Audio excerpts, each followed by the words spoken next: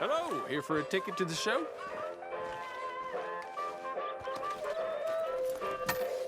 Need a ticket, please. Okay, head on in. Tent to your left.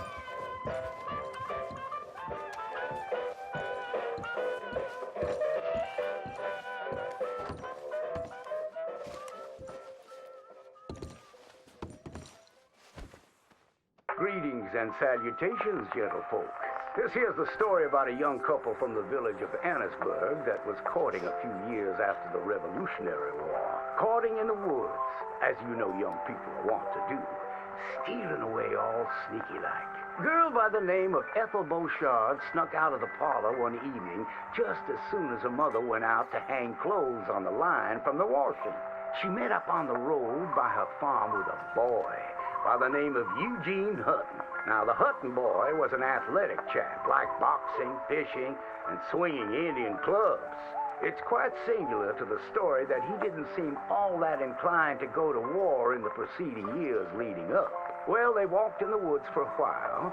Pretty soon they lost their bearings and no longer knew the north from the south, nor east from west neither. Then they heard a low, moaning sound. What's that terrible noise? She said all trim. Must be a sick calf looking for its mama.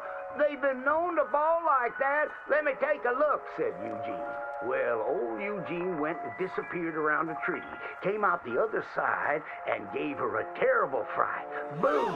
She let out a shriek, then went to chastising. You should be ashamed of yourself, Eugene Hutton, she said. Instead of giving a girl protection, you go carry on acting foolish and fresh like the Queen's prize jester.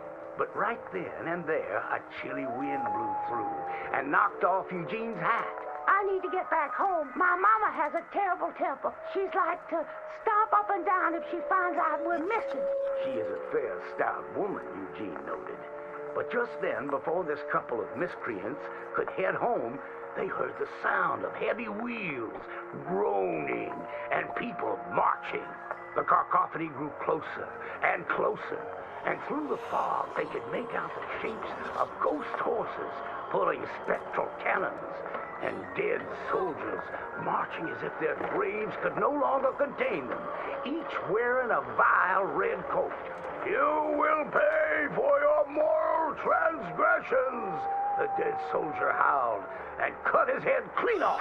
Miss Beauchard shrieked in horror as Eugene's head landed right in her hands, his eyes still darting about, attempting to discern what horror had transpired. Little Miss Ethel Beauchard ran as fast as she could, stumbling and getting caught on trees as she tore through the forests, terrified for her life, the dead soldiers marching after, hungry for blood. When she returned home, she told the people of the village that an army of the dead had taken Eugene within the confines of the fog. British soldiers who died protecting tyranny were rising from their graves as if to continue the fight for the demonic English. The townspeople erupted in fright and dismay until one daughter came forth and accused her of witchcraft. She raised the dead to murder that boy for his pursuit of unwanted advances, he said. So she too must perish. And that very night, they put her to the stake and burned her dead. Now let that be a lesson to you young ones not to go courting in the woods, in case the English lurk there still.